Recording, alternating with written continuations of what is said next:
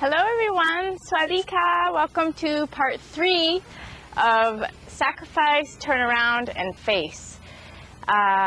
So this one is more about the Lucifer effect that, the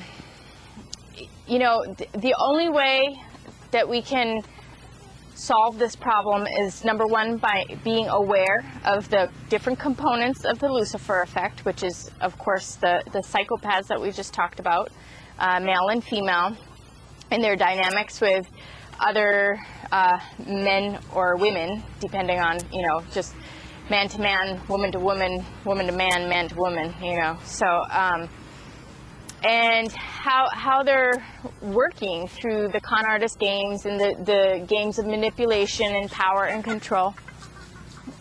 This guy's learning how to jump on girls.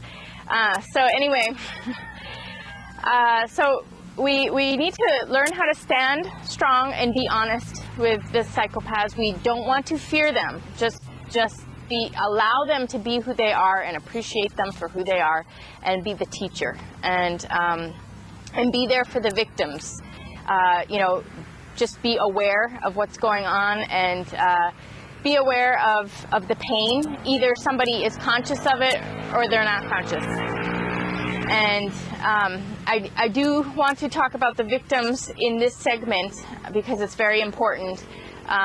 About the victims that go down who are not acknowledging the Lucifer effect, but they're very good people, and their heart is falling in on themselves, and it works on them psychologically, and the ways that manifests for them in a very horrible way. Even if they are good people, they start to go crazy, and they lose their soul, and they lose their mind, and the different ways that manifests. So we'll go into that and why that's happening, and so that we can better work with those victims. And then also the victims, even like me, even though I never take it on psychologically, my life gets hit, and maybe it's not so bad if I have to leave a community or a group, but sometimes it's definitely financially difficult, to always have to move or do this or do that,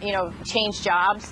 Even though psychologically it's okay, there are still problems, and sometimes you get stuck in a circumstance, and that takes a big toll. And in those moments, I'm not in the best form, I'm not in the best shape, and I am going through a lot of stuff, So a victim, even if they are psychologically strong, could be dealing with a lot, And I mean, I know even though psychologically I can handle it, my body goes through unbelievable amounts of stress. If I'm in a situation, I will be, shaking, all my systems are aroused, my heart is pounding, I mean, your body knows that you're being attacked, and you can feel that. And even though I can put it out of my mind and I can separate my mind from my body is going through,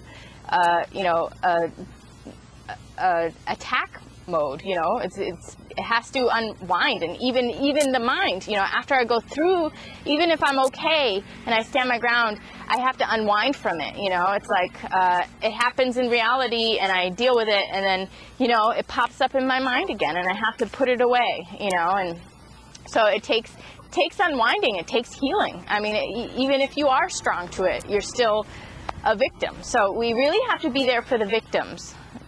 So, and that's really important. Whether they're conscious of it or not conscious of it, you still got to be there for the victims. And again, we really need to sacrifice, the power trips of the evil, and, all these games, all this manipulation, all this discomfort. We need to get real comfortable with it. Don't be afraid of it. Just be aware of it. And do the best you can with it. And just the awareness will start to change things, So, and then the one thing that I find really helps is to totally stop it, is if you have a community that comes together as a group, the group comes together to check in with each other, and they set the ideals, and they have a certain level of morals and standards and ideals that need to be lived up to. And they check in with people to make sure that everybody's okay, and everybody is, everybody cares about everybody. I think about how when I was growing up in a small town in my in Massachusetts in the United States, I graduated in a class of 97, and we were all pretty much in that town our whole life, and it was a good town. And this Lucifer effect happened on a small scale. It did happen on a small scale, but it couldn't get very big because everybody was so in everybody else's business. The parents were involved, the teachers were involved, everybody knew everybody their whole lives. So everybody was always, hi.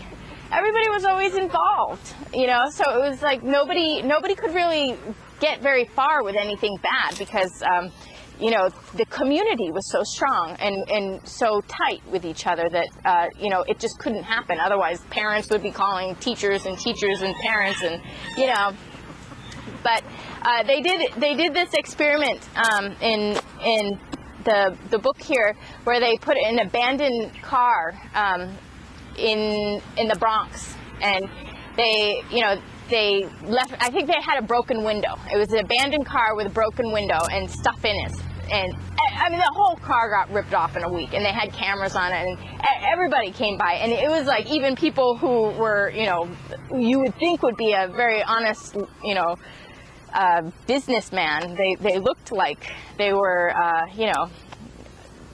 upper class, but they were going and ripping off this car, and then they put they did the same experiment in a very kind of quaint town in California that had a lot of a lot of community to it, and they put the cameras on it, and nobody, not a single person came to rip off the car, but one person came. The only person who touched the car was like during a rainstorm, some good Samaritan came to put the lid down so that it didn't get the inside of the car didn't get wet. And that was the only interaction with the car, just to make sure everything stayed dry, and I mean that was the difference of the container. So this is what he's talking about, the barrel, the container. If the barrel is no good, if the container's no good, then everything's gonna go bad. And so the major thing that we have as our container that we need to look at, which this section is all about, is those mass beliefs. The belief systems that are not working. They sound good, but they're not working. So we're going to go into that. But,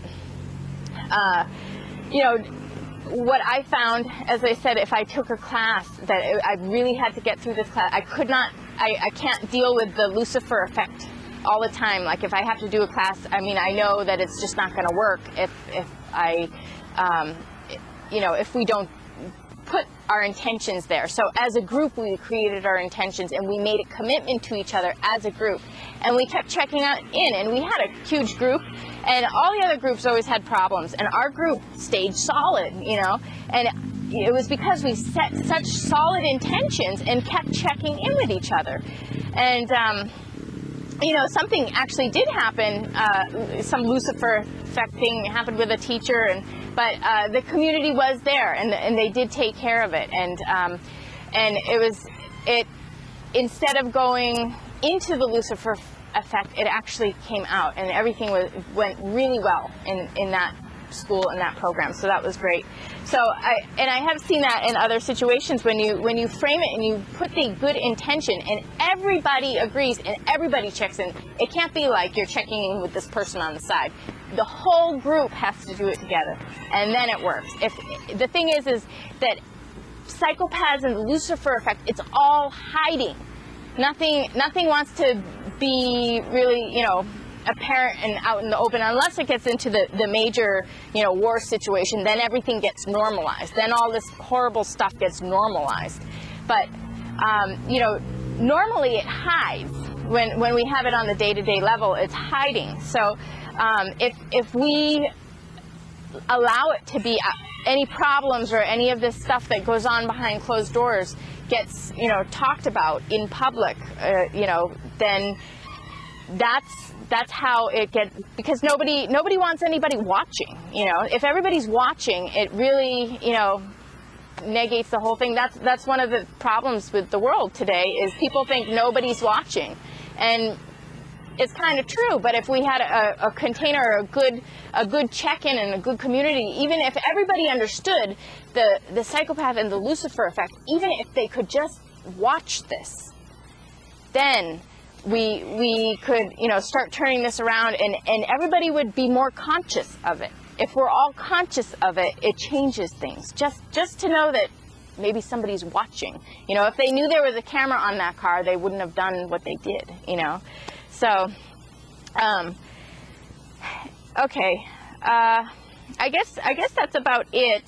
You know, I was talking about how the frame of reference in the inner state of being is basically the only way you can make things happen in the world, and the way we can really harness reality and make things happen.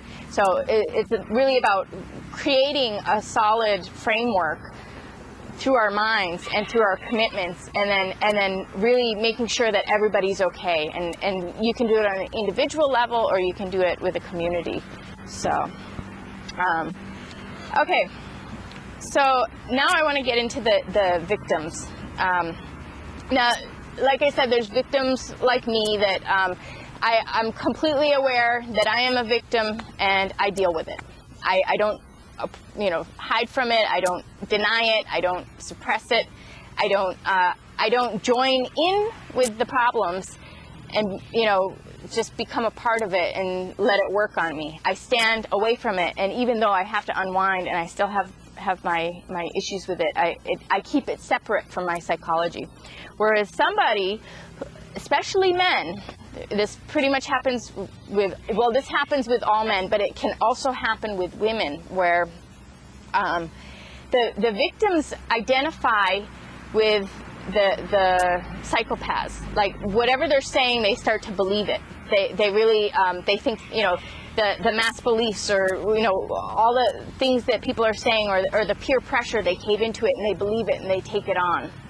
And then, and with all of this, it makes them, you know, it makes them angry, it makes them upset, and then they start thinking that they're an angry person, or that they're, you know, that there's something wrong with them because they're having the emotions. So then they'll just deny the emotions. When the emotions are very, very important, they're the indicators that there's something wrong. And actually, you know, the confrontation needs to happen, and a split needs to happen. But, you know, instead of doing that, they try to conform and work with it. And that's where everything goes wrong, where the victim starts to go down psychologically, because they become what the psychopath projects onto them. And they actually start to embody it and act it out. And it's almost as if the heart falls upon itself, you know, and the heart will start to deconstruct the mind, and there's soul loss, there's life loss, there's purpose loss, there's happiness loss, there's hopelessness, and the victim doesn't even know that there's something outside of this. And the whole act of denial, it's because there's so much overwhelm in it. They don't know how to handle it. There's, you know, how do they deal with the psychopath? How do they deal with the society? They don't know how to deal with it. And then because there's so much abuse involved with the psychopath is so abusive, and a lot of it is hidden. Nobody knows about it. It's all behind closed doors. And there's, like, you know, pain of humiliation, and, you know, just really horrible, you know, power play, humiliation, and abuse, and, you know, just things on all levels, sexual aggression and sexual humiliation, and physical stuff, and, you know, psychological things. And just the person is so overwhelmed that they just shut the whole thing down. And that's when it starts wearing on their soul, and they kind of, you know, when you don't acknowledge what's happening in reality and deal with it, then it starts to take your mind over and take your heart over. So then they become part of the problem, because they're identifying with it and not countering it, you know. And they might try to counter it, they might struggle, but they end up falling into it because of the mass beliefs, or, you know, the overwhelm, the individual pain and the individual stuff. It's almost like an addiction. It becomes an addiction to not feel the pain, because the pain and the suffering is so much, or the guilt, or the, you know, they'll have guilt by association, and just the pain they've caused others, the pain that they've experienced, all of this makes them addicted to believing in that illusion. They want to believe in the psychopath's illusion because it is too painful to look at reality, and if they stop and look at reality, they will have a breakdown, and that's okay. They need to have the time to you know, have their breakdown and get their life back. You know, they have to do that. That's just the way you got to come out of something like that. But I want to take a minute. I'm inserting this clip here. Actually, I've been meaning to talk about this the whole lecture, and you'll see throughout the lecture, I keep referring, I'm going to talk about it later, but I never got around to it because it's the most intense part of the lecture, and I want to go into for a moment the reasons for the guilt and the shame that cause people to go, the victims, to go into this denial, and it has to do with rape. And women can experience it, but it's not to the degree that men experience it. I mean, the amount of men that are experiencing this and going through this is incredible, and there's a lot of reasons for that, but women can also you know, experience it as well, but it's usually on a lighter level, because number one, women are psychologically dominant, you know, so women, not only are they psychologically dominant, that gets played out in, you know, in a rape, they're still psychologically dominant, and they don't associate with the psychology of the rapist. They keep their psychology separate. They associate with the physical experience, the body, but the psychology stays separate, because they are, you know, they're dominant psychologically, whereas a man is not dominant psychologically. He is physically dominant, not psychologically dominant. So for a man to get raped by a woman, or another man, you know, the psychological domination of the act, when, you know, they're supposed to be strong men, you know, the psychological domination really screws them up, and they are associating not with the physical experience, but psychologically they get associated with it. So this, you know, they identify with the rapist, and then you know, women also, when they have a traumatic event in their life, they will talk about it. They'll work it out. They, you know, it's socially acceptable for women to talk about it, and they do, and that's their way. Women are mental. They're going to talk about it forever, and, you know, unwind and everything. And men don't. They put it under the rug. They put it in the closet. You know, I think also that when men rape women, it's so aggressive or so intense, you know, that there's not much guilt. It was like, you know, you're so aware you're a victim. Whereas when a woman rapes a man, women, remember, they're more manipulative, and they have a lot of self-control, and they know how to play the game better, you know. So if they do, they can get very, you know, sexually aggressive, or, you know, twisted. I mean, it can get really ugly with the women, but it's usually for a lesser amount of time. Whereas a man will do it, that's all they do, because they act out the behaviors a lot more. A woman, she'll act out the behaviors for a less amount of time, and then turn it around and go back into that you know, wonderful woman thing, you know. So women are just more sneaky, where, you know, if it's really horrible, they'll turn around and then it's good, and then you have a mixed bag experience, whereas a woman who gets raped by a man is just bad.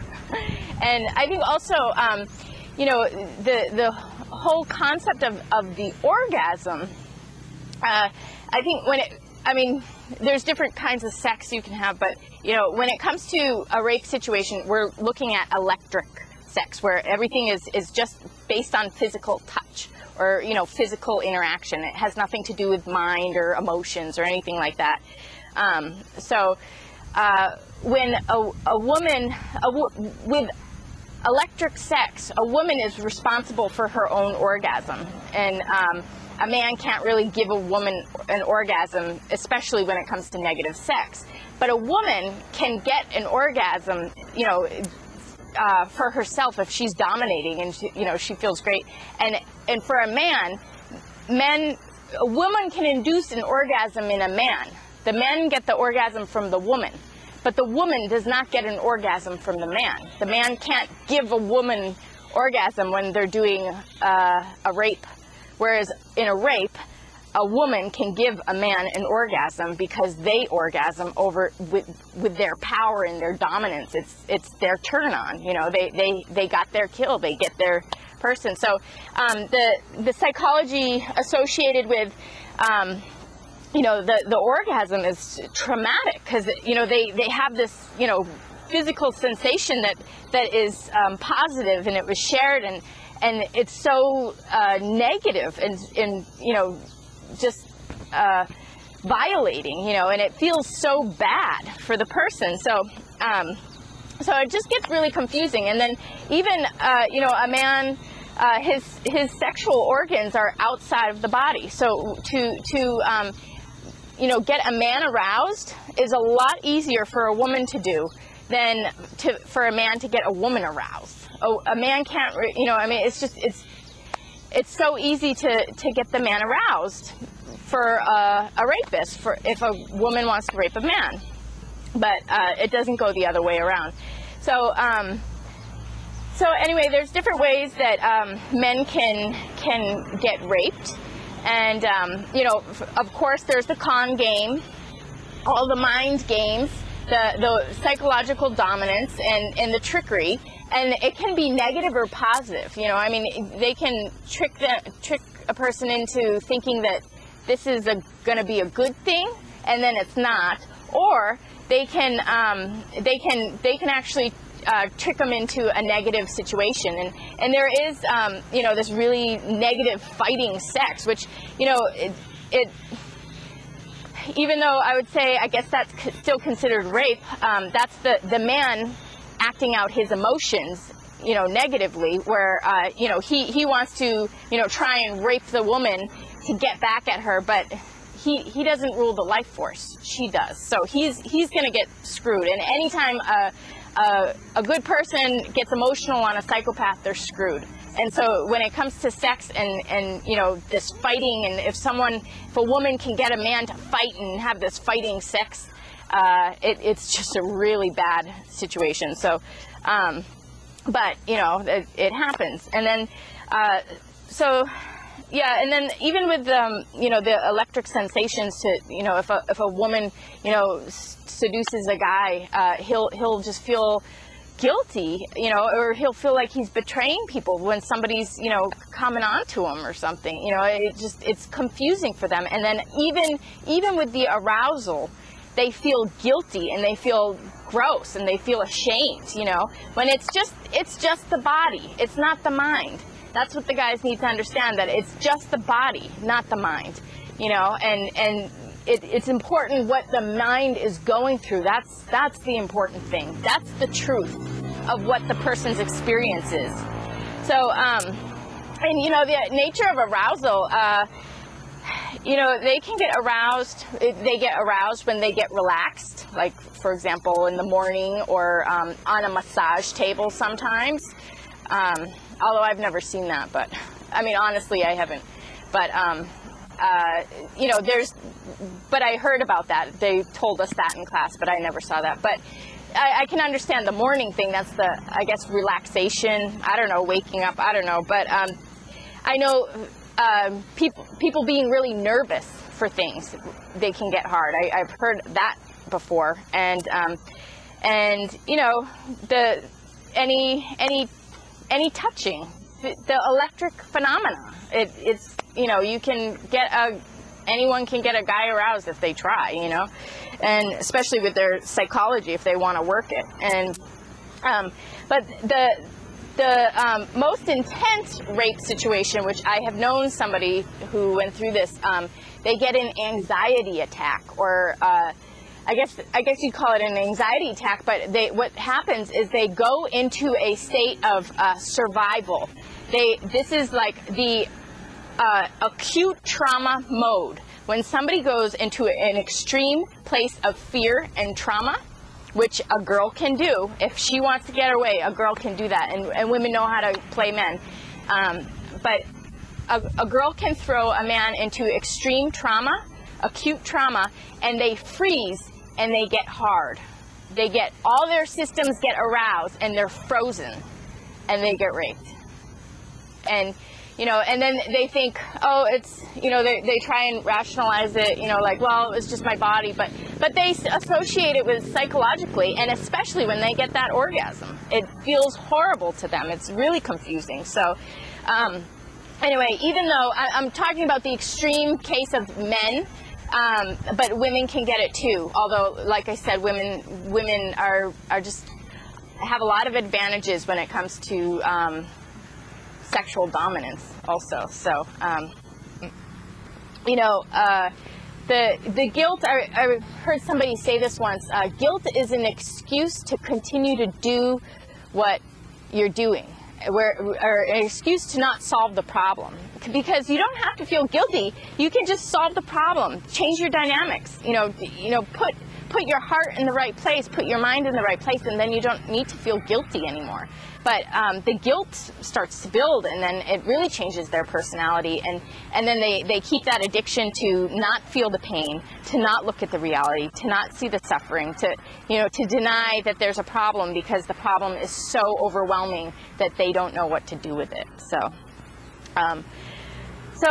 yeah, and like I said, every person who goes to a mental institution, there's usually a psychopath involved, or sometimes people, you know, people just fall into the Lucifer effect themselves, and they, you know, it's so troublesome and hurtful to their own heart that they start to have something that happens to them because of, not that they were so abused, but maybe they fell into the mass beliefs and into the flow of Lucifer effect, and that is so painful that they have done that as on a soul level that their mind starts to deteriorate in some way. And, you know, there's many different forms of mental illness, and it takes a different form for each individual based on the life and the patterns and, you know, everything that happens. So, okay, next I'm going to talk about the mass beliefs, but I'm going to check on the camera. Okay, and actually one more thing before I get into the mass beliefs. You know, I was going to say, with the victims that are really hurting and they're good people, they will never, you know, turn evil because they are good. And if there's a person with a part of psychopathology, you know, they that part will probably always stay psychopathological, even though you know, maybe they're only 10% psychopathic, right? And most of the time they're great, but then they have this little weird psychopathic stuff, you know. That will stay with the person. But a good person, you know, is good because you can tell that they're feeling it. You know, it's not easy. They can't do things wrong and then without a conscience. They have a big conscience, and you can tell their behavior is affected, their personality, everything's affected by what they've done. So so people don't change in terms of being good or evil, you know, and whatever they're born with percentage wise, that's what they are. And you know, you can have psychopaths around you that are good friends or family, and it works all right. Just keep your distance, you know, knowing what they're capable of, and keep your distance, the right distance, based on knowing who they are. But with a person who is a good person and having this thing, you know, happen to them where they kind of they lose themselves and they lose their soul, and they're not okay. And you can tell they're not okay. They're really disturbed. They're bothered. They're disturbed, and they're losing it, you know. With these people, it's best try to understand and to you know, relate to them and not get angry. And you can question them and try and work with them, but try not to get angry. And I know that when we really love someone, we're like, why are you doing it, you know, but and maybe they know too, but you know, even if you do get mad, which is natural, you know, just to let them know that, you know, it's because you care.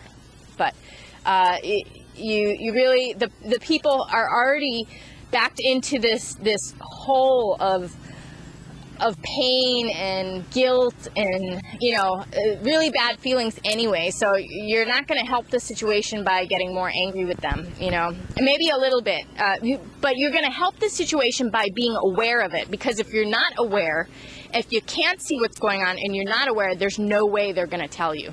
So that's the most important thing, is let them know that you know everything going on. Let them know you're aware of their situation, and that is what you can do for those victims.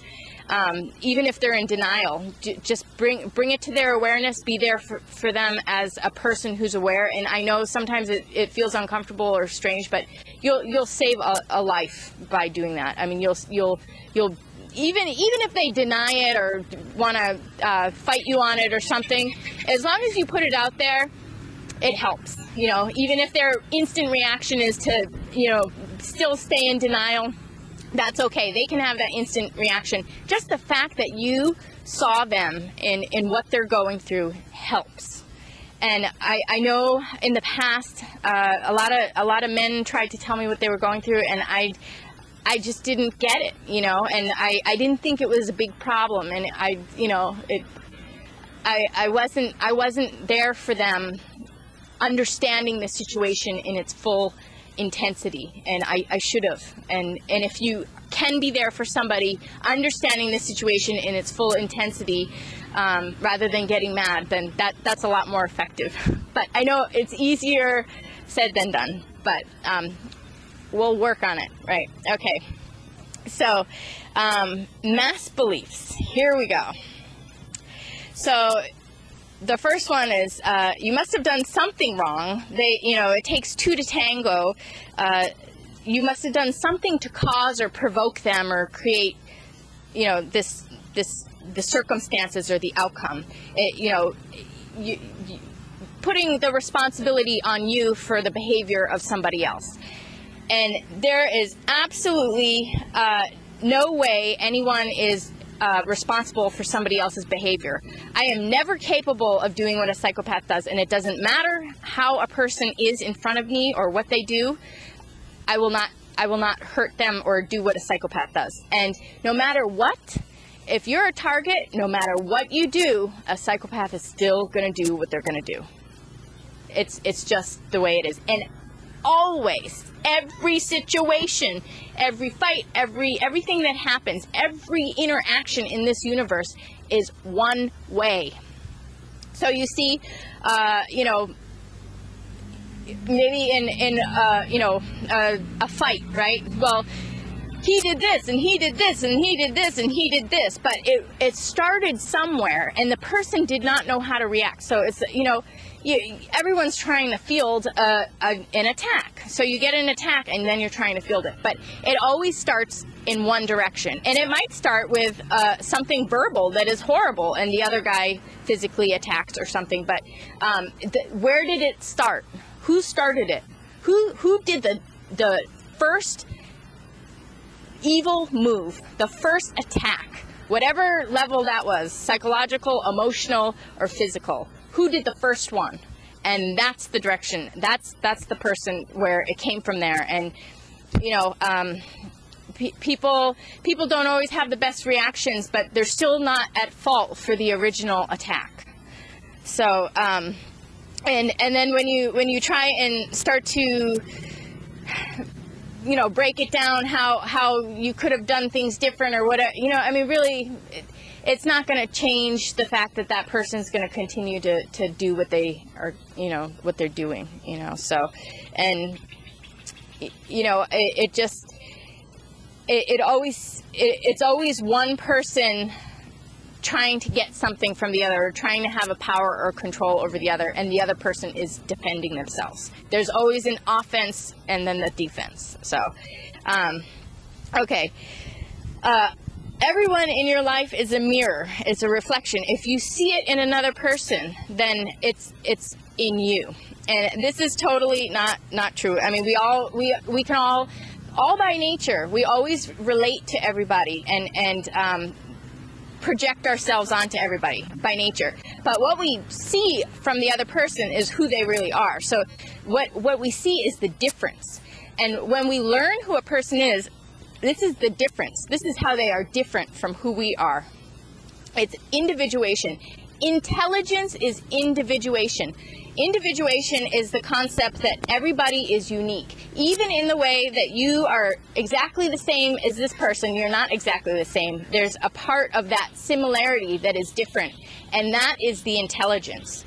Our evolution and our growth of intelligence is to see how we're unique and different from each other, not how we are the same. So when somebody's doing something bad or wrong and it jars us or, strikes us, it's startling, that's because it's different. It's not like us. It's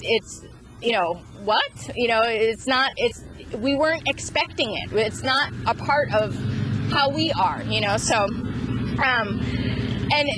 actually a major ingredient in Lucifer effect, the way they can do mind control, is they make everybody alike. They make everybody the same. So everybody has the same uniforms. They have the same team. They have the same group. When they identify with each other as the same, the mirror, like we're all the same, that's what creates that Lucifer effect, because now all of a sudden nobody's important and we're all doing something for not for our individual understanding, but just because we're a part of this group, which is led by something negative. So you want to see how everybody is different, and nobody, if you see something about somebody, that's what they are. And yes, we can find our similarities with everybody, but that's not identifying who a person is or who we are. Really, our sense of understanding one another is through looking at the differences. So okay, if it bothers you, it must be true or resonate with a part of you. And like I said, if it doesn't bother you, then you have a big problem. Either you're a psychopath, or you're going into the victim mode that you're going to be mentally ill and maybe institutionalized. Or you might just end up with major post-traumatic stress or some other physical problem. It might hit your body physically. But you're going to cause big problems if you don't acknowledge those emotions.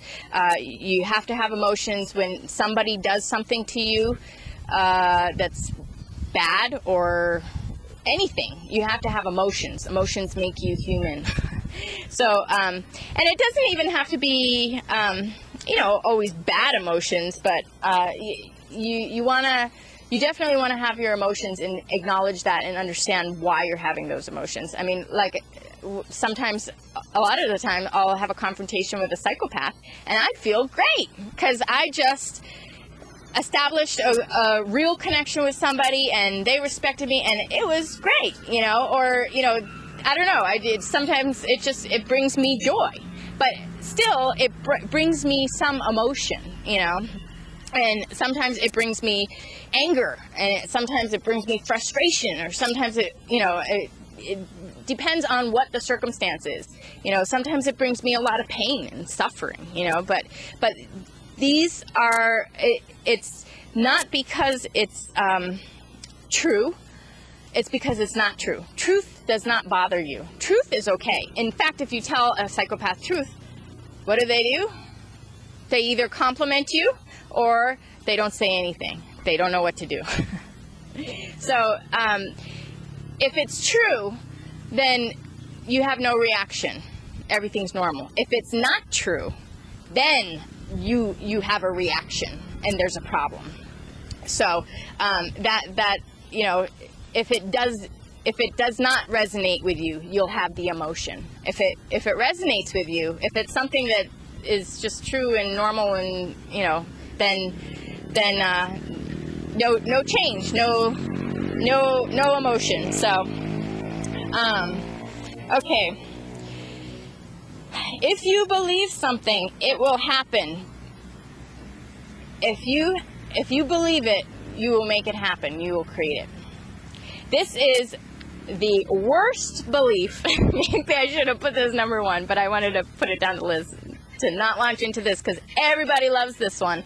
But really, there's only 2 things we can do. We can frame our reference, like I continually say. You can keep your frame of reference where you know what you're going to do. You have all your steps, but you can't create reality. You cannot create anything outside of yourself. You don't have the power. No one has that power. You can create your inner state of being. You can wash your brain. You can reset your heart. You can listen to your emotions and talk to yourself and work with yourself. But you can't control your emotions either. Your emotions are based on your interaction with what is out there. That you're going to be influenced by what really is out there. So you just have to learn how to deal with those emotions and work with them. So, and like I said, after you go through something, you probably have to relive it again and unwind from it to a degree. But once you just have one more interaction with it to understand it, it's done. Over.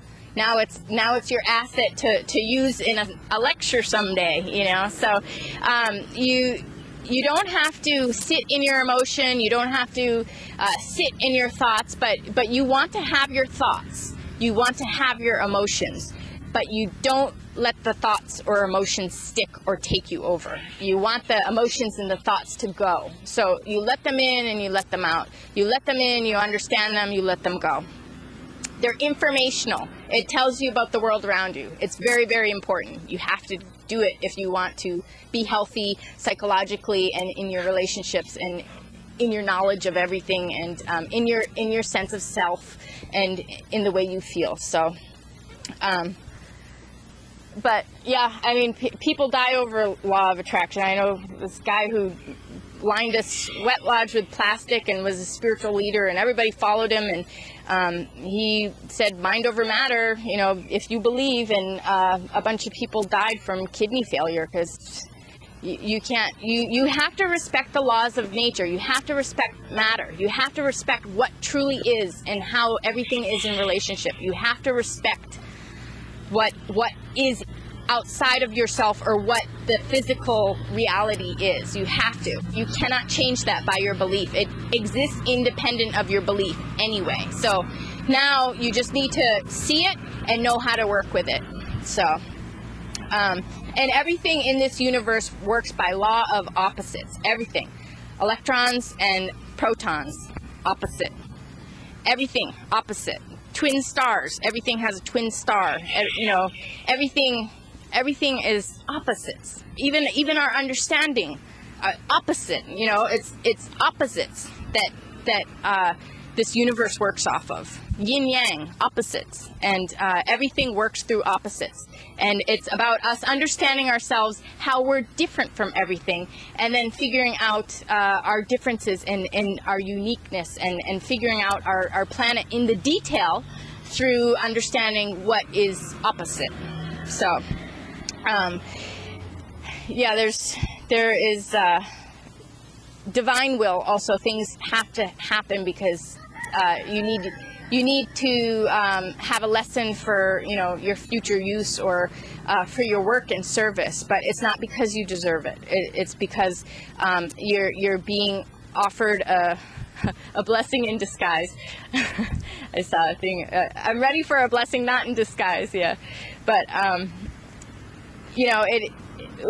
We're doing our work in service right now, and we're going to eventually come out of that and get what we deserve. But right now we really need to work with each other and figure out the right relationship and figure out this mess that we're in on planet Earth and do our work in service. And that's how I got cut off there. But even the body is opposite the mind.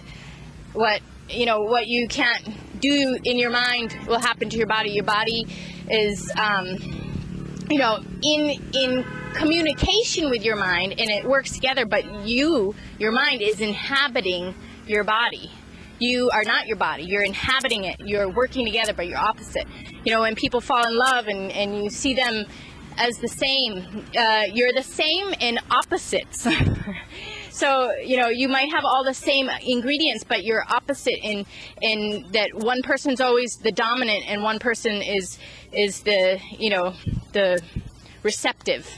And in that area, and then in the next area it might flip, but you always have your dominant or your creative and your receptive. There's always a creative and a receptive in every part, and you're always opposite. So opposites, the law of opposites, everything is in opposition. So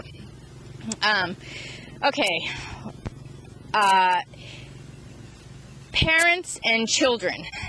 This one is a difficult one.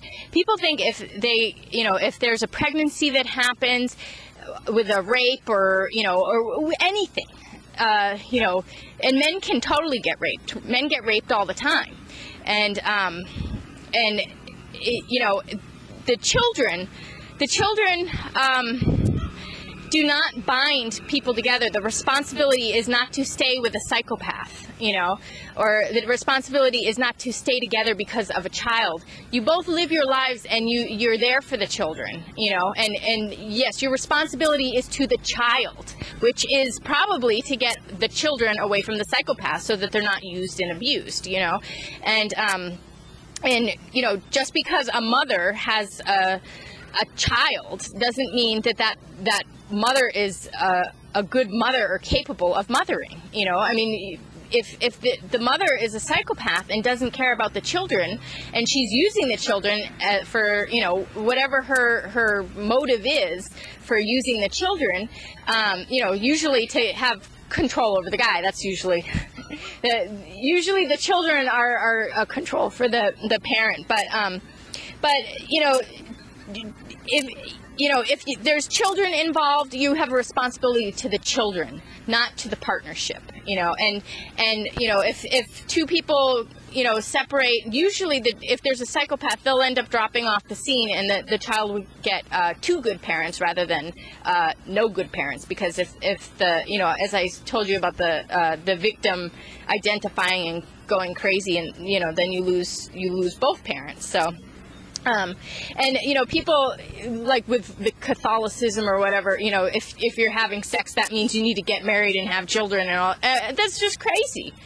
People get taken over by psychopaths all the time to say that, oh, okay, this psychopath got you for a week, now you're screwed for life. You have to be with this person your entire life and have children and no escaping. You are 100% responsible for being with this psychopath because they got you for a week.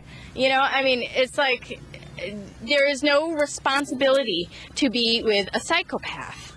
It's just not, the mass beliefs about marriage and sex and commitment and children. You have a commitment to good, to all good things, and you have a commitment to children who need healthy parents, good, loving, healthy parents. That's what you have responsibility to. So.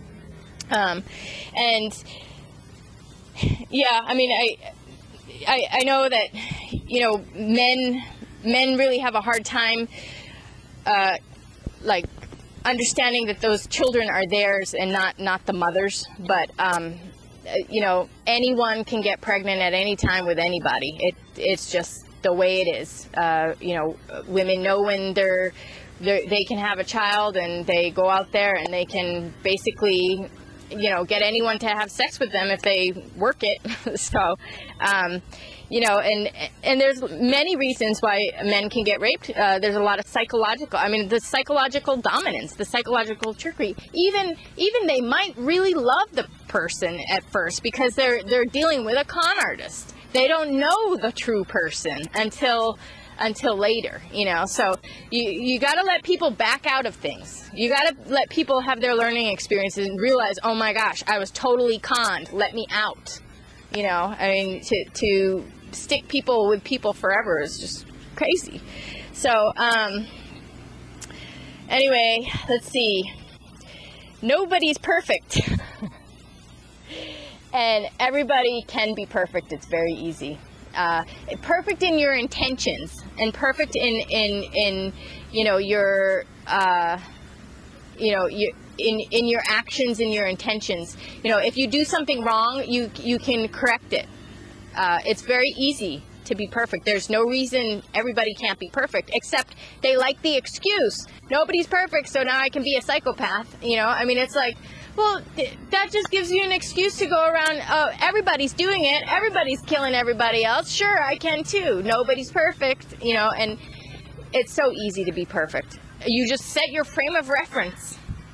It's that simple. And you keep your heart, you know, with good intentions. And if that starts to fall, if you know, just check yourself and correct your mistakes.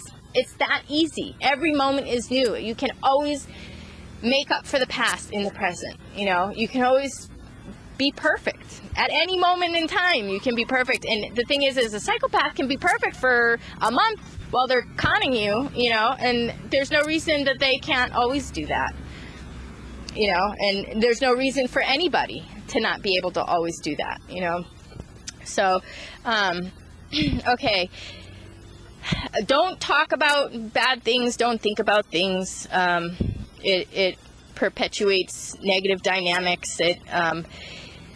But really, you don't want to, you know, dwell in things, but you need to acknowledge things, and you need to tell people about them. That's your number one safety. That's what every psychopath tells that little kid that they're, you know, screwing behind the closed door. Don't tell anyone. And they want you need to tell people. You know, everybody needs to talk. Everybody needs that communication. And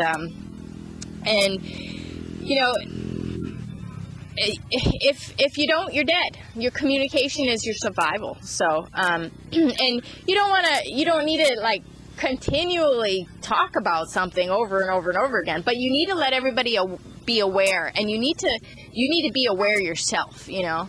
So, and it's natural, after something happens, that you think about it. You have to think about it. If you don't, you're going to dream about it, and you're going to I mean, you can't not think about it. So then it's you need to work it out and deal with it in the best way possible, so that you can put it to rest. So if you didn't have completion with the experience, then you need to complete the experience in your mind, in your heart, and move forward. But you know, we can't control our thoughts, and we can't control our emotions in terms of the thing that comes on. Then we can work with them and deal with them, and we can decide not to keep them or to keep them. So, you know, but we all, you know, you're going to know what everybody thinks. I mean, you don't come up with all your thoughts. The thoughts bounce around. You get the thoughts from everybody else, you know. So, you know, and you get thoughts from experience, you know. So you need to have your thoughts, because you need to process things, and you need to understand life. You need to be alive. You need to, you know, understand what's going on, but you don't need to stay in them and dwell in them, because, you know, after you get it, you can move on. I mean, there's no reason to stay in it. So it's not personal, it's business. And everybody's bad business affects people really personally. Everything's personal. Everything affects people personally. Yeah, I said that right. But, you know, you gotta, business is dealing with people, dealing with resources, dealing with interactions.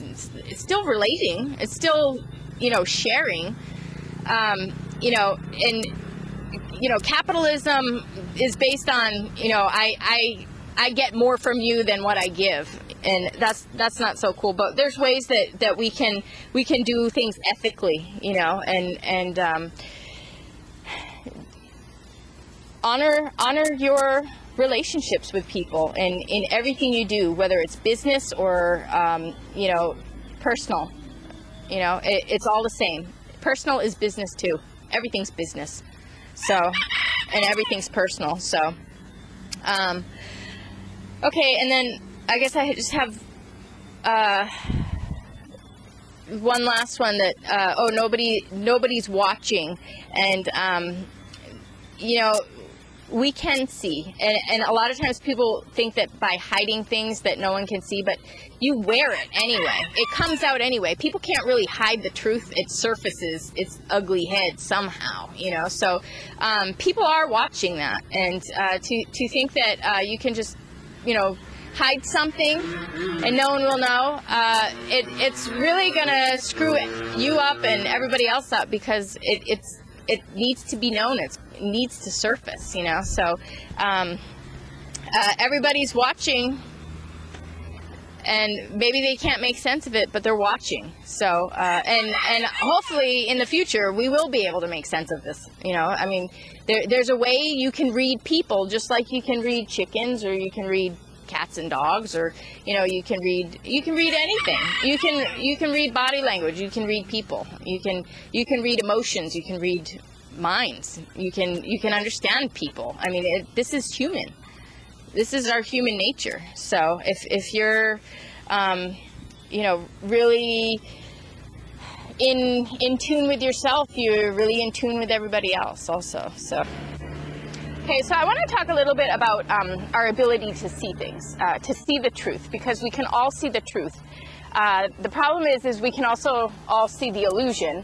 So they exist side by side, the truth and the illusion, and sometimes it gets a little confusing. So I really want to help everybody to be clear on the truth versus the illusion, and understand the importance of moving into that truth and how we can do that. So first of all, I think because of the amount of mass beliefs that people are using all of the time, evil will always use the opportunity with these mass beliefs to take their power. So they'll be picking at these mass beliefs and use them for, you know, to gain power and control. So there's a lot of people that have a part of them that is psychopathic, you know. So, and that small part, if something gets triggered in your life, that small part will come out in a bunch of people. So, you know, maybe you had no problem with everybody, and then you go through a trauma, and they see that you're a little bit down, and this is their opportunity. So they'll start taking from these mass beliefs, and all of these people with a little bit of, you know, the psychopathology in them, if they have that and they have the opportunity, and, you know, like something triggers the psychopathic part of a person, they will be drawing from these mass beliefs. So it gets confusing because so many people are saying something and responding to you in some way. And I mean, they might not all have the intention to hurt you, but many times they, you know, they do, because why would you say things like that when somebody's going through something like that, you know? And it might not be that you're going through something. For example, I remember when I was growing up, you know, people would be doing something, and then they would say, when I confronted them on it, they would say, "Oh, you're doing it too."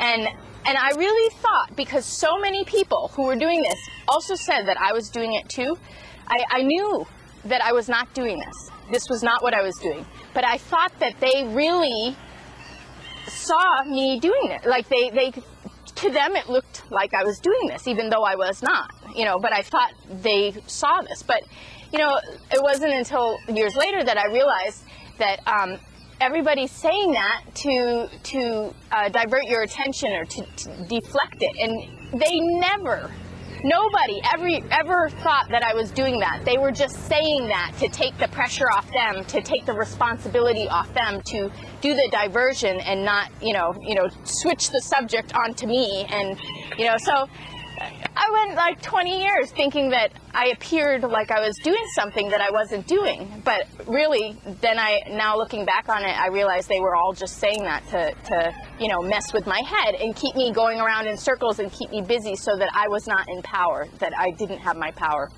And that's another thing people will say, oh, you don't look at yourself, you know. And so now I know, I just say, you know what?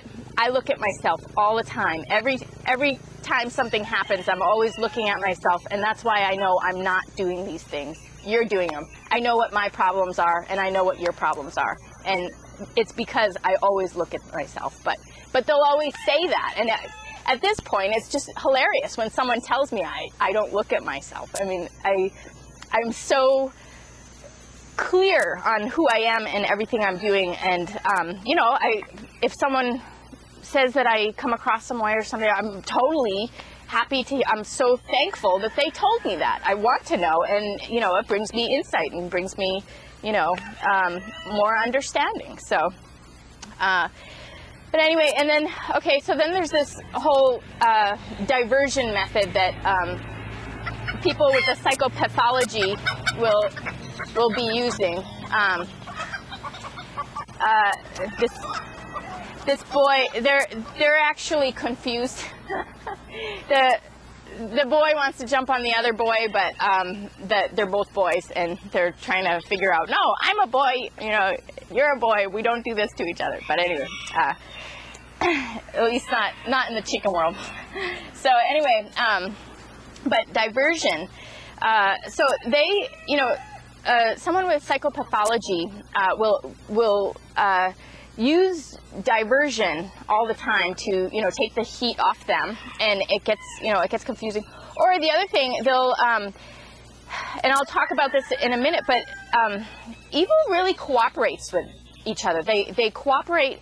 All the people with psychopathology will cooperate with everybody else's psychopathology because it helps them out. If everybody can stay under the rulership of psychopathology, if everybody, you know, all the good people just keep down, and all this psychopathology can do its thing, and then everybody can use the belief system, and they'll just take from this belief system as they need to promote their psychopathology. So really, and I'm going to get into the ways we need to expose the truth and really stand in this truth. But you know, any truth will take a psychopath's power away. They have no power outside of the belief system. They have no power. If they can't trick you, if they cannot con you, they don't have power. Because their power is in the con artist game. Their power is in the trickery. So they don't have power if you know what their game is. Knowledge, your knowledge of what is going on will be your power, and they cannot take your power if you have this knowledge. So, for example, I had gone online to do a little survey, for this video, and I wanted to ask a question about people's experiences, and by the way, everybody was talking about that the psychopaths. Their answer was yes. This person was diagnosed with narcissist, sociopath, and or just narcissist or sociopath. But all of these things are the same thing. Just to let you know, I have done courses in all this stuff, and they will tell you there is no difference between a narcissist and a sociopath and a psychopath. It's all the same thing. People are using different terms, but it's really. Actually, I could get into it, but I think there's misdiagnosis a lot of the time. But really, it's just, there's psychopathology, and you can call it what you want, but I'm using that term. So, but anyway, this girl, I listed some statistics, because I was saying, these are kind of the damages or whatever, and I didn't care. I mean, I'm just throwing out this information or these facts, and I'm trying to collect information and facts. And she says, sounds like you have a lot of anger that you need to work through. And there was nothing angry in this, it was just facts, and it was just me trying to, get my facts. And I know that she's doing this. This is her psychopathology. She's doing this because I'm exposing a truth that gives her that takes away from her power. She needs all of this illusion to be in place, because if she does not have this illusion in place, she does not have power. So I'm exposing this power, the truth, which is power, and I'm getting people to talk about things, and all of these people are writing this stuff, and this girl does not want this stuff out there, So she tries to divert everybody's attention off all these facts, off everybody's experiences and all this information, to say that I'm angry, and I responded, well, apparently you would like me to be angry, but I'm not. I'm just, collecting facts or whatever, and it's no problem. But, basically she's doing her psychopathology. And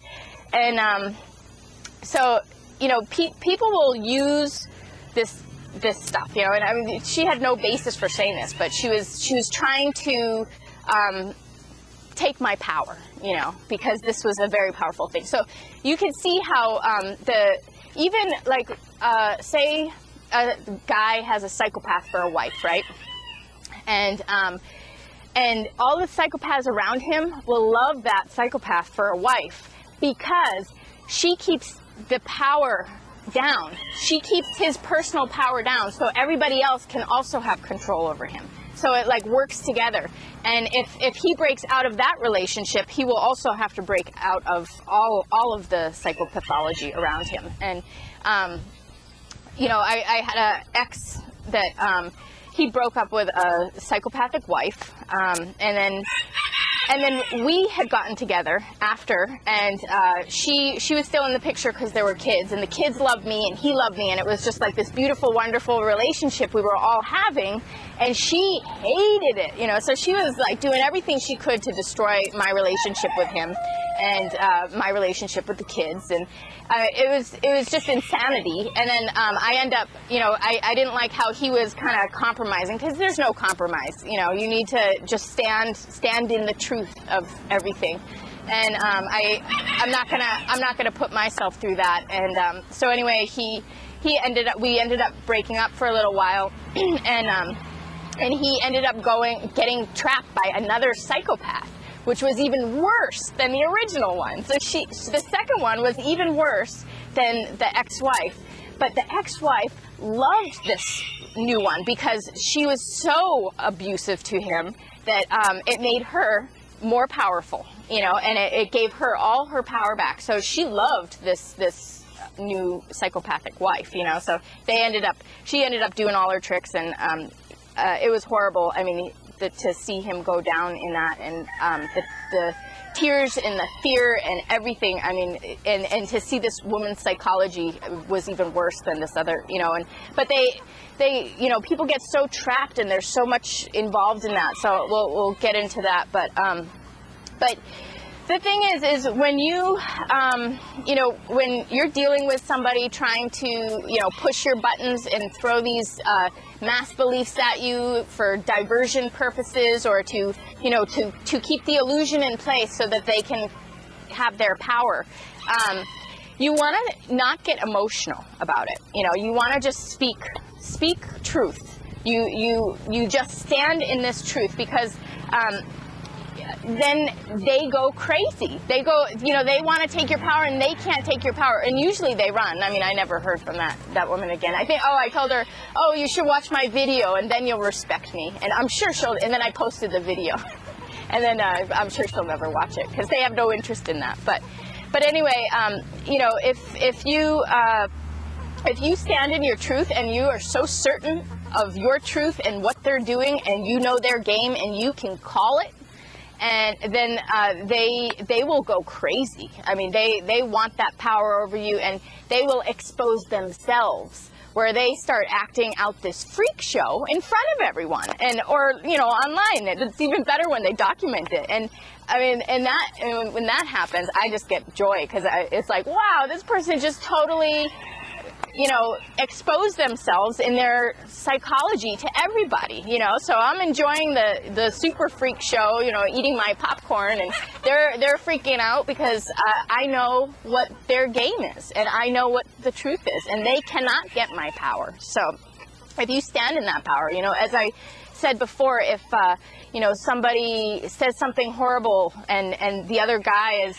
overwhelmed because he has a whole life of all this stress, and this is just one last thing that he couldn't take, another button he couldn't take being pushed, and he punches the guy, then all of a sudden, even though I'm saying that it's good to have your emotions, and you need to know your emotions. You don't want to sit in them, and you don't want to act them out to a psychopath, because that is the worst thing you can do. You never want to act your emotions out to a psychopath. So if somebody punches that other person, then all of a sudden nothing becomes clear, and that psychopath can really work their power over the person who acted out their emotions. So you do not want to act out emotions. You want to be beyond this emotionally and speak truth. Stand in the truth, and that will expose them.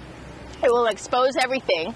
It'll expose everything about the situation, and they will end up exposing themselves, going crazy, trying to, get your power that they can't get, So, and, I mean, honestly, even I was thinking, it would be great if you're even beyond it so much that you could use the law of similars, how I was talking, and how they're just sitting there lying, coming up with everything they can out of these belief systems, or just lying, saying anything they can come up with about you, that whatever they can come up with to frame you and blame you and do their diversion, right? And if you can be beyond it and kind of do that law of similar and play their game out just a little bit, just to be ridiculous, that's the best. For example, I've lost a lot of boyfriends to ex-girlfriends coming back and saying, "Oh, I'm pregnant," or no. You know how they do it? They have the eyes, "I'm pregnant," and the flat affect, right? And then so what happens? They're actually doing everything they can to get themselves pregnant, probably with somebody else, just because they will go to any degree to make sure that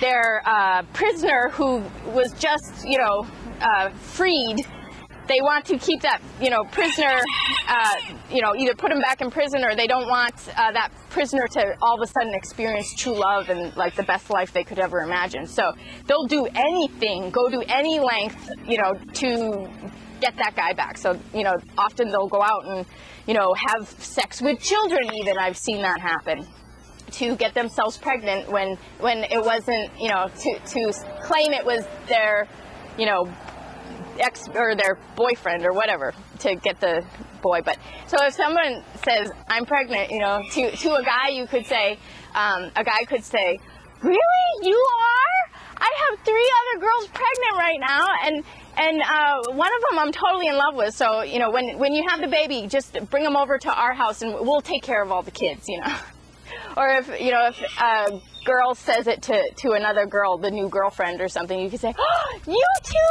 So am I. I'm also pregnant. What, are you going to have twins like me?" They're ridiculous. And just let them know you can do the law of similars, Let them know, exhibit the ridiculousness, show them, mimic them a little bit, to just with the intention of showing them, "Oh, I see what you're doing. Here, let me display for a second," So, but anyway, so anyway, you want to just, stay beyond the emotion, because then you will win. You will keep your power, and that psychopath cannot take your power. So, okay, and then the third situation is when people are the victims are really, really overwhelmed with, all the belief systems and all the psychopathology in their life and their history and everything, that, or even the magnitude of everything going on that they don't know how to handle.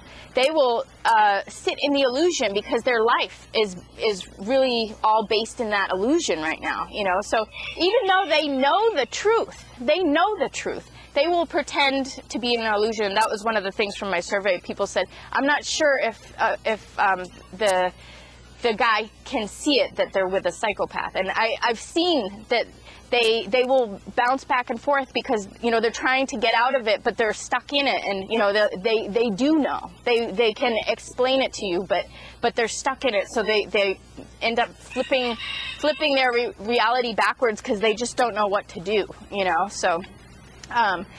So anyway, you're just seeing a tip of the iceberg with these victims, and they have this whole thing. I was just thinking about how somebody had just lied to me about a bunch of facts, and I knew that they were lying, and I got mad.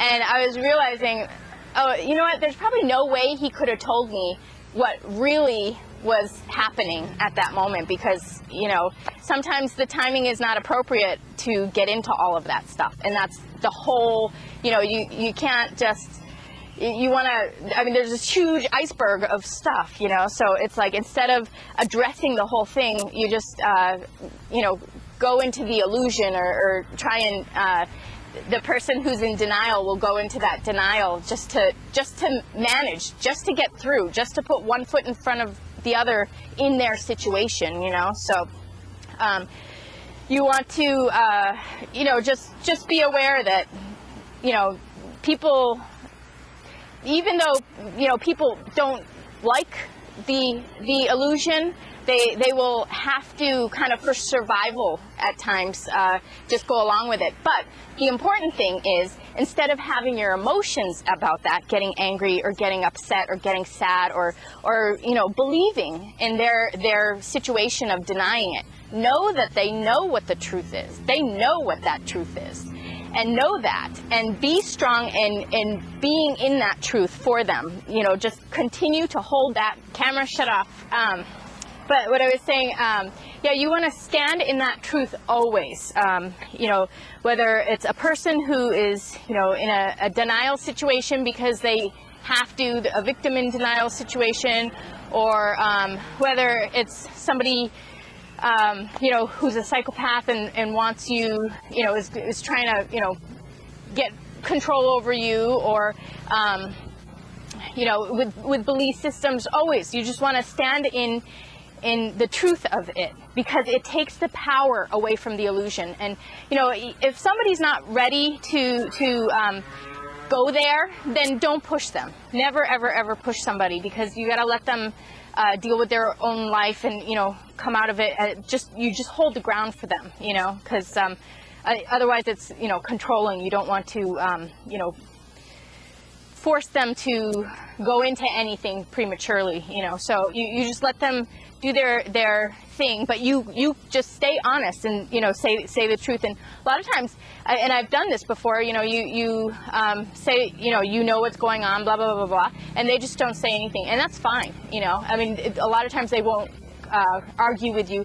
You can call them on their game, you know, or if you know the timing is right, you know, you can, you know, give them a hug or something, and maybe that'll do it, or, you know, give them a kiss and that'll do it, you know. I mean, there are just certain things that they want to come out of that, but they can't, because of, you know, all the people around them and all of, you know, the overwhelm and, you know, just everything going on. So, but yeah, and, you know, I wanted to talk a little bit about this whole iceberg with boys. You know, from my own studies and statistics on boys when they're children, it's about 15 for every one girl, 15 boys are raped as children, because the boys don't tell. The girls will go and tell everyone. The boys don't tell. And again, we need to expose the truth. The truth is protection. It's protection. It takes away all the power from the psychopath. You know, it just, the psychopath has no power without their creation of an illusion, without their con game. If they don't have a con game, they got nothing. And if we deconstruct the whole belief system that is the illusion they're using on a regular basis, they will have no power. Evil will lose all power on planet Earth when we step into truth and expose all of this illusion stuff and all of these games. If we can expose that, we can just step into truth and a good world, and good will reign, and evil will have no power. So, you know, so anyway, okay, and that's what Hare talks about in his book with the psychopaths. The number one thing you can do if you have a psychopath in your neighborhood, everybody expose it. And the more people expose it, when the con game is over, that's it, you know. And they have no reason to be interacting. What do they have to interact on if their con game is blown, you know? So exposure. Don't be afraid to talk talking is good. And when it comes to talking about your experience, you do have to be prepared, because like I said, with the way evil will want to, it cooperates with it, all the evil cooperates together, so be careful, because when you put your own experience out there, people will attack it. So you want to keep it down until you're ready. I mean, for me, I'll talk about whatever, because I get joy out of having people jump into my fire and burn. You wanna come and attack me, then I love the volunteers. So and it's all fun and game. I'm not mad at them, but I'm not gonna let them. I'm not gonna let them play this game. I'm not gonna let them get away with murder and rape and destroying lives. So no hard feelings to my volunteers, but I will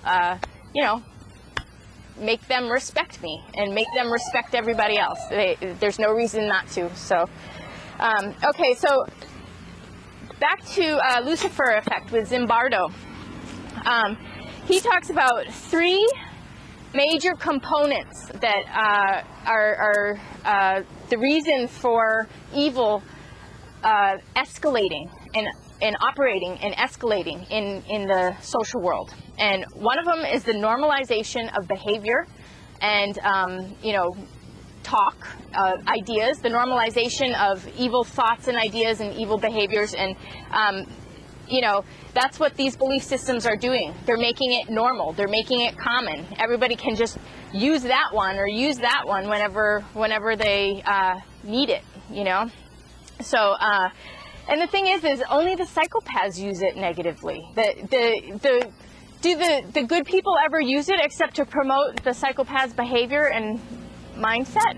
Never in a million years, if someone tells me their horrible story about something, would I say, sounds like you're angry, I mean, the poor person, it's ridiculous the way the evil will feed off itself and cooperate, And just to let everyone know, if anyone wants to post anything to expose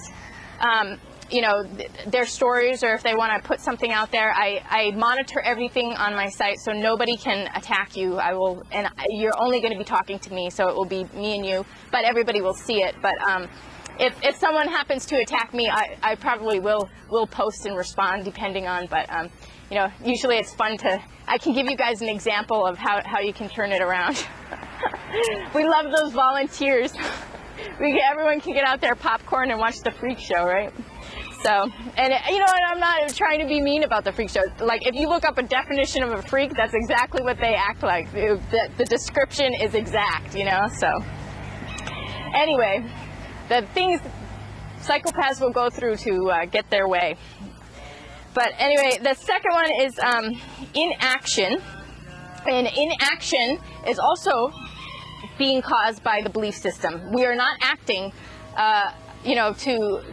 towards good, or we're allowing things to happen. We're not acting to stop these bad things because of the belief systems that are in place. And number one, it's overwhelming, and it's throwing people into these emotional states where they just don't know what to do, and it's psychologically overwhelming. And with the math scale of things, it's it's very difficult. So the inaction is definitely because of this belief system. And so if you can expose the belief system, expose the con game, expose everything, you will always be safe.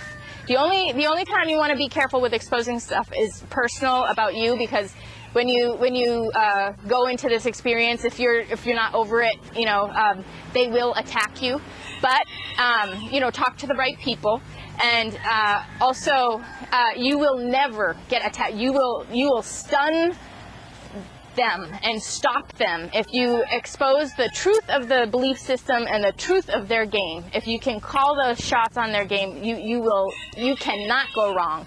You will keep your power, and you will win, and you will get to see a freak show, because they will do everything they can to get their way. And so anyway, and the third thing, now this is we're gonna go into some more belief systems that I was waiting for this last one. But uniformity, where everything is the same. All people are the same. We're all created equal. Nobody's perfect, and everyone's good. These belief systems makes everybody the same. And the thing is, with all things being equal, the good people stay suppressed, and the evil has no respect for all this, and they're just going to take their power, and they're going to use everything they can to their advantage, and the good people won't do that. So the good people stay suppressed, and they're in a state of oppression under this belief system that the psychopaths just bypass, and they will use to their advantage, and not only do they use it to their advantage, but it doesn't even apply to them. It doesn't apply to them because they have their own. This is suppressing human emotions. It's suppressing human truth. They don't have that. They don't live that. They don't have these experiences of wisdom and these, they don't have what these belief systems are suppressing. So with all things equal, everybody stays down except for the psychopaths and the evil can have this control and do whatever it wants. So the authentic people get really messed up by these belief systems, and with the thing, everybody is good. Well, everybody can be good. The psychopath will be great. They will be Mr. or Miss Perfect for however long until they've got you, and so they will be Mr. or Miss Perfect for a while. They can be good, and they can do good things. They will be the hero sometimes, right? But that does not excuse that they have something else on their agenda, and that they're going to be doing other things. And everyone, even though, okay, maybe, I make mistakes too, but I correct them, and I want to know, and I don't want to, it's like, you can be perfect with your intentions in your frame of reference. That's what I'm saying. And yeah, you make mistakes, but it's so easy to correct mistakes. Very easy to correct mistakes and say, I'm sorry, this is what happened, sorry. And so anyway, and then when it comes to all people created equal, everybody, the best person I could think of who has, we're perfect in our intentions and our heart and our frame of reference, but there's still differences in our intelligence and the amount of love towards this or that. We're all different. There's no equal of anything.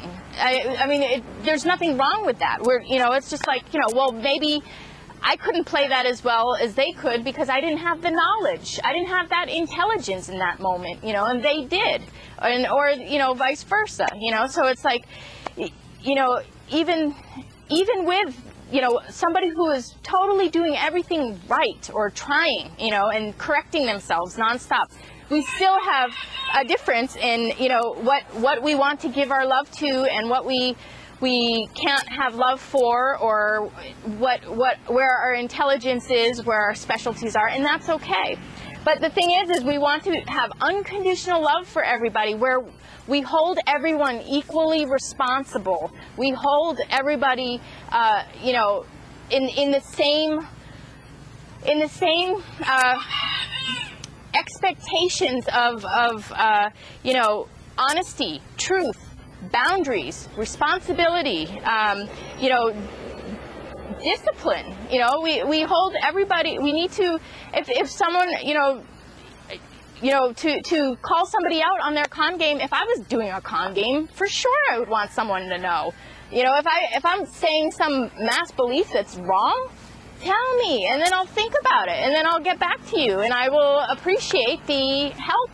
I mean, just like, I would want, do unto others as you would want them to do unto you. Not, I mean, I get trashed all the time, and these people get promoted, and I don't want to trash anybody, you know, but you know, why is this, with all things created equal, why are all the good people getting trashed and all the evil people getting promoted, you know? I mean, we want to, if they treat someone like trash, then they should be prepared to get the law of similars a little bit. Like, that's not okay, you know? And we shouldn't give them a reward for that, you know? So, you know, just we need to be fair, the same fair with everybody.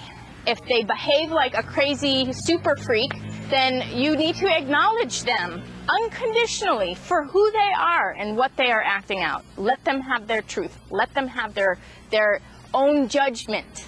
Let them be the judgment of their actions and their behavior, and that is their judgment. Right? We're not making this judgment. We are watching and observing their judgment, and they create their own judgment. So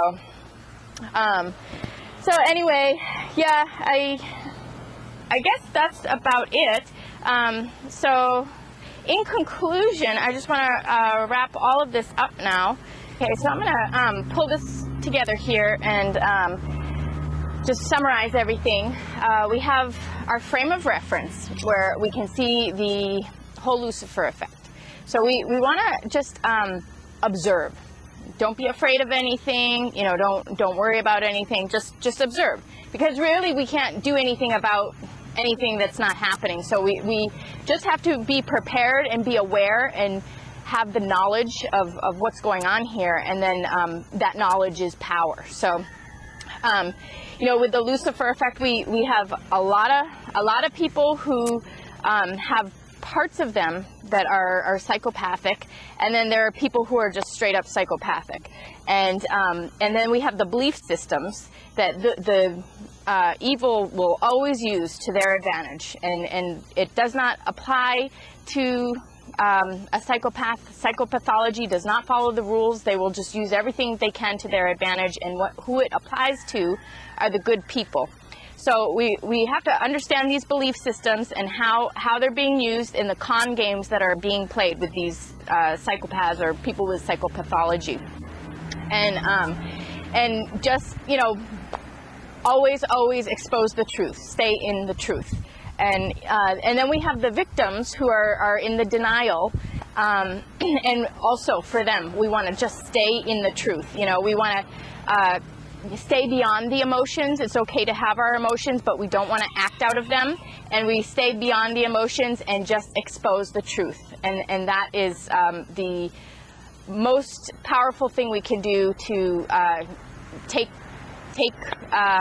you know, shift the balance into you know, the good. So and then remember that the three things that really are working through the use of Lucifer effect are the normalization, where you know, mental attacks are being normalized, and behaviors are being normalized, and this is not okay. We need to stand in that truth and correct. Be the teacher. We correct the, you know, whatever is said wrong. Do our correction, and then also the inaction. We need to start taking action just for every time somebody, you know, wants to cut you down, or every time somebody you know, wants to throw an illusion at you, or, you know, play a con game with you. That's when you correct them, and you just, you know, keep it truthful, keep it real, you know, keep it honest, and just every little act helps. I mean, it all builds up, and it protects everybody, you know. And exposure, you know, the more we can expose the you know, a con game, they have no power, no game, you know. And then the uniformity, which is that you know, making everyone equal, and you know, but with everyone being equal, people are sure treating psychopaths a lot better than good people. So we need to recognize everybody in their uniqueness. We need to be smart and realize what is outside of us. Be aware of the influences outside of us and, learn how to work with them. Don't let them take you over. Don't let them have power, but learn what is outside of you and see what's really there and work with it. And, even for the positive people, I mean, we need to understand and see who they are and honor them in their unique beauty or their unique intelligence or their unique heart, because everybody has everything unique about them. So we need to honor the uniqueness of everybody, for better or worse, but we need to see who they are and respond to who they are, not to the illusion, not to a mass, comatized state, really. I mean, it's like everybody's just dumbed down and allowing these evils to have force and have power, and they're going along with them, and they're, promoting them and helping them to be active in the world. And we need to stop that and recognize who everybody is and hold them accountable for their actions, hold them responsible. And, you can't fix the psychopathology, so you just have to find your distance. And, honestly, a hardcore psychopath should not be in a relationship with anybody. They should be, single. They should not be in a relationship with anybody. They can have friends, and they can have, maybe relationships for a short time, but long-term relationships with a psychopath, it's just, there's no relationship there. It's just one person dominating the other, and that is what we need to, stop. We need to get separate the good from the evil, and see what we can have at a distance and what just can't work at all, So, okay, and then actually one last thing about all of this. Really, because everybody is so unique, you really, all we can do is prepare for whatever life throws at us, right? And you really need to figure out how all of this information relates to you, because like I said, everybody is a different kind of target, and everybody has different manifestations of the psychopathology. And so really you need to figure out the best way for you, with all your strengths and weaknesses and knowledge or lack of, or heart or vulnerability, whatever it is. You really need to figure out, with your frame of reference and with this information, how is all of this applying to you in your life, and then make sense of it in terms of your life before you can, really find your best way to act. And even me, every psychopath I encounter, it's a different ball game. It's a different game. It's a different con artist game. Everybody has their own game. So, even for me, I will watch someone for a while and figure out what's going on, and then, they might interact with me, and I'm not sure, I have to take time to integrate it and know exactly how to approach somebody or approach a situation. So really all of this information is just to get you thinking and, start watching, start observing, start figuring out for yourself how this all applies to you and what your situation is with, your unique relationships. So I hope everyone got what they needed out of this.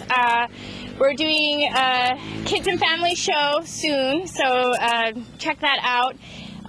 We redid the coop, and we got new hay. It's all exciting. All the chickies are totally loving it. They're extra happy and cute. And then we got a light in there, so we'll check it out and shift the energy a little bit back into the happy cheeky world. No Lucifer effect. We frame it right. This is our perfect little world. So, except for a few fights, but it's we always check in and check in with each other. So anyway, we'll shift the energy, and I'll see you all again later. Thanks for watching. Swadika.